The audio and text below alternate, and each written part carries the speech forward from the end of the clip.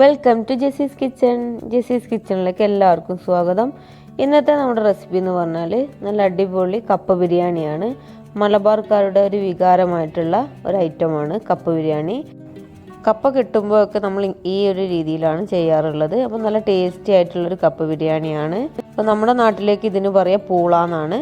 പല നാട്ടിലും പല പേരിലാണല്ലോ ഇത് അറിയപ്പെടുന്നത്. അപ്പോൾ നിങ്ങളുടെ നാട്ടിൽ എന്താണ് കപ്പക്ക് പറയുക എന്നുള്ളതൊന്ന് ജസ്റ്റ് കമൻറ്റ് ബോക്സിലൊന്ന് കമൻറ്റ് ചെയ്യൂ കേട്ടോ. അപ്പോൾ ഞാനിവിടെ കപ്പ വേവിച്ചെടുക്കുന്നത് കുക്കറിലാണ്. അപ്പോൾ അതിൻ്റെ തൊലിയൊക്കെ കളഞ്ഞ് കഴുകി വൃത്തിയാക്കി ഈ ഒരു സൈസിൽ കട്ട് ചെയ്ത് കുക്കറിലിട്ട് കൊടുത്തിട്ടുണ്ട്. കുക്കറിൽ വെക്കുമ്പോൾ അത്യാവശ്യം കപ്പയുടെ മേളിൽ വരെ നിൽക്കാൻ പാകത്തിന് വെള്ളം ഒഴിച്ച് കൊടുക്കണം. ആവശ്യത്തിനുള്ള ഉപ്പും ഇട്ട് കൊടുത്ത് നമുക്കിത് വേവിച്ചെടുക്കാം. കുക്കറിലിട്ട് ഒരു 2 വിസിലൊന്ന് അടുപ്പിച്ചെടുക്കണം. പല കപ്പക്കും പല വേവാണ് ഉണ്ടാവുക. ഞാനപ്പോൾ 2 വിസിലാണ് അടുപ്പിച്ചെടുത്തിട്ടുള്ളത്. അപ്പോൾ വെന്തിട്ടില്ലെങ്കിൽ ഒന്നും കൂടി ഒന്ന് വേവിച്ചെടുത്താൽ മതി. ഇനി നമുക്ക് കപ്പ ബിരിയാണിയിലേക്ക് വേണ്ടിയിട്ടുള്ള ബീഫ് ഒന്ന് വേവിച്ചെടുക്കണം. അപ്പോൾ 1/2 കിലോ ബീഫാണ് ഞാൻ എടുത്തിട്ടുള്ളത്. അതൊന്ന് കുക്കറിലേക്ക് ഇട്ട് കൊടുത്തിട്ടുണ്ട്. അതിലേക്ക് ഇഞ്ചി വെളുത്തുള്ളി ചതച്ചൊന്നും ചേർത്ത് കൊടുക്കാം. അപ്പം നമ്മൾ ഒരു ബീഫ് കറി വെക്കുമ്പോൾ ആ രീതിയിലുള്ള എല്ലാ സാധനങ്ങളും ഇതിലേക്ക് ഇട്ട് കൊടുക്കണം. സവാള ഇട്ട് കൊടുക്കാം. സവാള ഒന്നും ഒരുപാട് ഇടേണ്ട ആവശ്യമില്ല. ഒരു 1/2 കിലോ ബീഫിൽ ഒരു സവാള മതിയാകും. ഒരു 4 പച്ചമുളക് നമ്മുടെ എരിവിനനുസരിച്ച്, ഒരു 2 തക്കാളി, ഒരല്പം ഉലുവ, 1 സ്പൂണ് ഗരം മസാല ആണ് ചേർത്തിട്ടുള്ളത്. അധികം കുത്തലില്ലാത്തൊരു ഗരം മസാല ആണ്. 1 സ്പൂൺ ചേർത്ത് കൊടുക്കാം. 1.5 സ്പൂണ് മല്ലിപ്പൊടി ചേർത്ത് കൊടുക്കാം. അപ്പോൾ മല്ലിപ്പൊടി ഇതിൽ കുറവാണ് ചേർക്കേണ്ടത്. 1 സ്പൂണ് മുളക് പൊടി, കുറച്ച് മഞ്ഞൾപ്പൊടി ചേർത്ത് കൊടുക്കാം. ഇനി ഇതിലേക്ക് ഒരല്പം വലിയ ജീരകം ചേർത്ത് കൊടുക്കാം. എന്നിട്ട് നന്നായി ഒന്ന് മിക്സ് ചെയ്ത് വെക്കാം. നമ്മൾ കൈ വെച്ച് നന്നായിട്ടൊന്ന് തിരുമ്മി എടുത്താൽ മതി.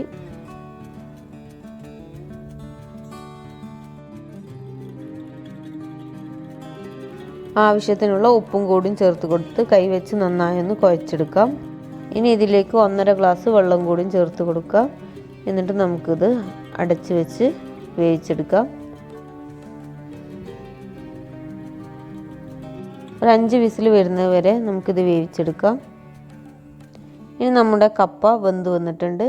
അപ്പോൾ അതൊന്ന് വെള്ളമൊക്കെ ഒഴിവാക്കി ഊറ്റിയെടുക്കാം. അപ്പോൾ ഞാനൊരു ഓട്ടക്കൊട്ടയിലേക്കാണ് കപ്പ വേവിച്ചത് ഇട്ട് കൊടുത്തിട്ടുള്ളത്. അപ്പോൾ വെള്ളമൊക്കെ ഒന്ന് വാർന്നു പോകണം. അപ്പം നമ്മുടെ ബീഫൊക്കെ അടിപൊളിയായിട്ട് വെന്ത് വന്നിട്ടുണ്ട്. അപ്പോൾ ഇനി ഇതിലേക്ക് കുറച്ച് മല്ലിച്ചപ്പും കൂടിയും ചേർത്ത് കൊടുക്കാം. മല്ലിച്ചപ്പ്, കറിവേപ്പില എന്നിവ ചേർത്ത് കൊടുക്കാം. ഇനി നമുക്ക് കപ്പ ബിരിയാണി മിക്സ് ചെയ്തെടുക്കാൻ വേണ്ടിയിട്ട് കുറച്ച് വലിയ ഒരു പാത്രം എടുക്കുക.